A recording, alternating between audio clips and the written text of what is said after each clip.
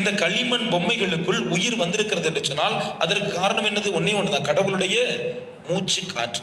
இந்த கடவுளுடைய மூச்சு காற்றை மட்டும் எடுத்து விட்டால் நாமெல்லாம் யார் தான்? வெறும் மண்ணு தான், வெறும் களிமண் பொம்மைகள் தான். எனவே இந்த உயிர் இந்த உலகத்திலே இந்த உடலிலே இருக்கிறது என்று சொன்னால் அதற்கு காரணம் என் கடவுள். எனவே அந்த கடவுள் தந்த உயிரை எடுப்பதற்கு யாருக்கு மட்டும்தான் உரிமை இருக்கிறது? அந்த கடவுளுக்கு மட்டும்தான் உரிமை இருக்கிறது.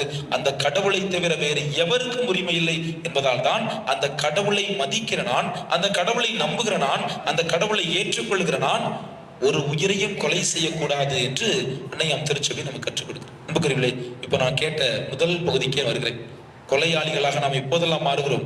எப்போது நாம் பிறரை வெறுக்கிறோமோ, பிறரை அன்பு செய்ய தவறுகிறோமோ, எப்போது நம்முடைய வார்த்தையால் பிறரை காயப்படுத்துகிறோமோ, எப்போது பிறருடைய நற்பெயரை கெடுக்கிறோமோ, அப்போதெல்லாம் நாம் கொலைகாரர்கள் என்றால் நாம் எல்லோருமே மனித உயிரையும் இந்த உயிரை கொடுத்த கடவுளையும் மதி